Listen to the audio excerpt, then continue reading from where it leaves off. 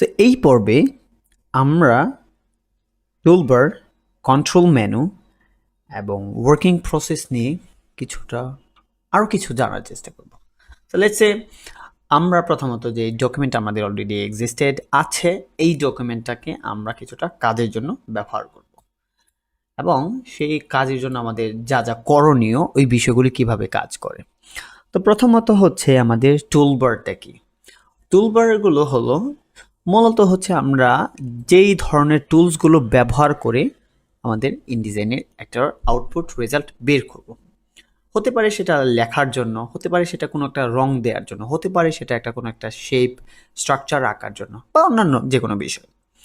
তো এই টুলসবারগুলো মূলত হচ্ছে আপনাকে এক একটা হাতিয়ার, আপনার যে কোনো একটা কাজ যেমন তৈরি করতে চাইলে আপনার এই হাতিয়ারগুলো প্রয়োজন। ঠিক যেমন শিল্পীর জন্য স্কাল্পচার তৈরি করার ক্ষেত্রে তার যেমন ব্রাশ লাগে, তার জন্য শান দেওয়ার জন্য ছুরি লাগে বা যে কোনো ধরনের এলিমেন্টস লাগে, ওই এলিমেন্টসগুলোকেই বলা হয় টুলবার। তো এখানে এটা হচ্ছে মূলত টুলবার। এই টুলবারটা আপনি উইন্ডো থেকে টুলবার থেকে পাবেন এক। আর আপনি চাইলে এখান থেকে যে কোনো টুল সিলেক্ট করতে পারেন। যেমন আমি প্রথমত কি করব, আমি চাচ্ছি আমার কভারের জন্য সুন্দর একটা কভার ডিজাইন করতে।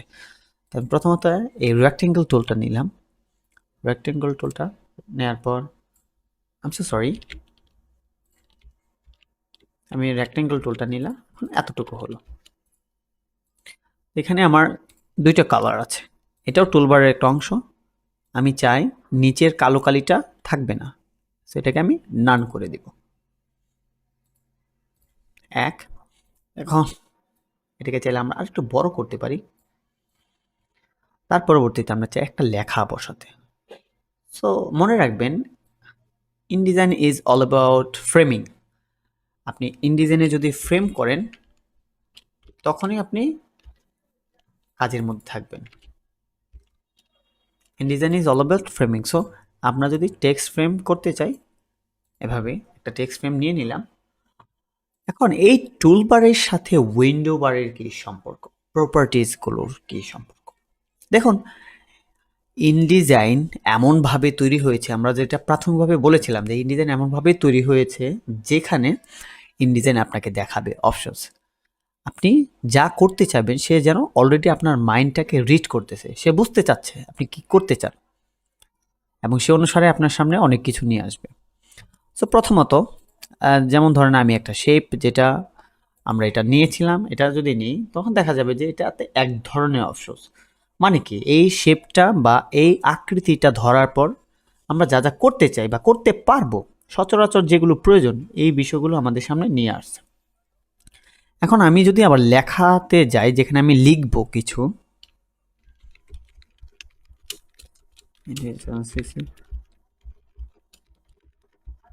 Master class, okay let's say InDesign CC master class. So এই মাস্টার ক্লাসটা আমরা যদি লেখার পর এখানে আমাদের যা যা করণীয়, যা যা অপশনস থাকতে পারে সেগুলো এখানে চলে আসছে।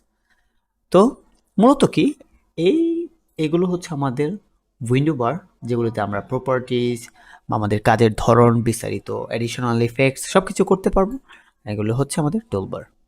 সো লেটস সে আমরা এখন যা করব তা হচ্ছে এখানে লেখাটা নিয়ে আসব, এবং লেখাটা নিয়ে আসার পর আমি চাই যে আমার লেখাটা অতিরিক্ত বড় হোক, একটা লার্জার সাইজ হোক, ঠিক ততটুকু না, আর একটু কম, 48%, ওকে। এবং মাস্টার ক্লাসে যে হাইফেনটা চলে আসছে, আমি চাই না হাইফেনেশন থাকুক, সো তার জন্য আমাদের এখানে হাইফেনেশনটা অফ করে দিলাম। তার পরবর্তীতে আমরা ফ্রেমটা একটু বড় করলাম, এসে in design, okay, Adobe InDesign CC master class. তো এতে কি হলো, যে আসলে আমাদের এই ডকুমেন্টটাকে আমি একটা পরিপূর্ণ পারপাস দিতে পারছি এবং টুলগুলো হচ্ছে আমাকে সেইভাবে হেল্প করে। এই টুলসগুলো আমাকে সেভাবে হেল্প করে যখন আমার যা প্রয়োজন তা।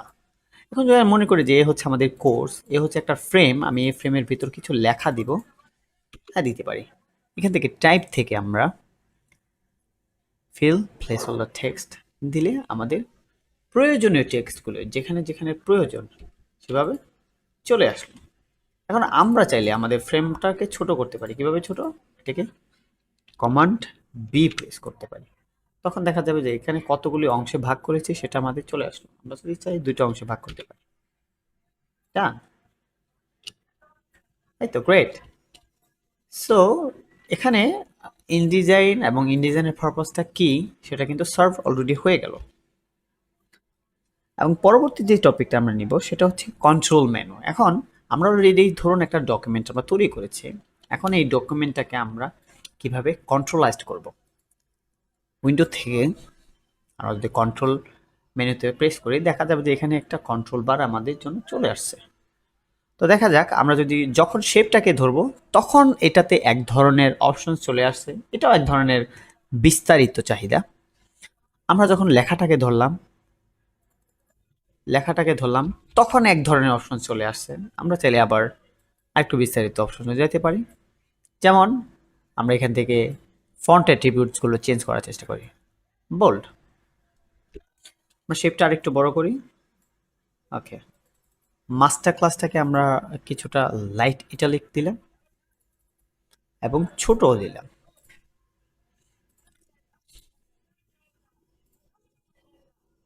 ইটালিক। ওকে,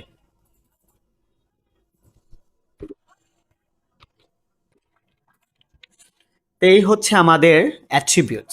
এখানে এই কন্ট্রোল বার আমাদেরকে খুব বেশি হেল্প করে বিভিন্ন পারপাস। যেমন আমরা যখন চাইবো যে এটা সম্পূর্ণ ক্যাপিটাল থাকবে, এটা সম্পূর্ণ ক্যাপিটাল হয়ে যাবে। যখন আমরা চাইবো যে না এখানে স্পেস আরেকটু বেশি দিতে হবে, এটা স্পেস আরেকটু বাড়বে। যখন আমরা চাইবো যে না আমরা ক্যাপিটাল দিব না, আমরা স্মল লেটারে দিব, সেম টাইম আমরা জাস্টিফিকেশনটা মিডল দিব। এইভাবে ডিপেন্ড করে আপনার পারপাসের উপর যে আপনি কি চান এবং কেন করছেন, তার উপর ডিপেন্ড করে আপনি আপনার কাজ অনায়াসে সারতে পারবেন। প্যারার উপর আমাদের একটু অ্যাডিশনাল লার্জার, সো প্রত্যেকটা প্যারাতে অ্যাডিশনালি এভাবে আমাদের ক্রিয়েট হবে।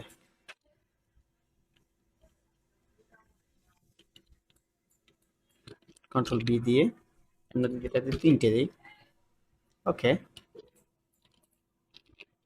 এখানে যদি আমরা 3টে দিই তাহলে দেখা যাবে যে আমার টেক্সটগুলো প্রত্যেকটা প্যারার উপর যে ফ্রন্ট এন্ডটা একটু বড় হয়ে গেল। এই হচ্ছে অসামনেস আমাদের ইনডিজাইনের। অনেক সুন্দর অনায়াসে যে কোনো কিছু আপনি আপনার মাইন্ডটাকে যত বেশি ক্রিয়েটিভ রাখবেন আপনার রেজাল্ট দিন শেষে তত বেশি ক্রিয়েটিভ আসবে। সো আশা করি আপনাদের এই ইনডিজাইনের টুলস বার এবং কন্ট্রোল বার সম্পর্কে কিছুটা ধারণা হলো এবং বাকিগুলি কাজ করতে করতে চলে আসবে ইনশাল্লাহ।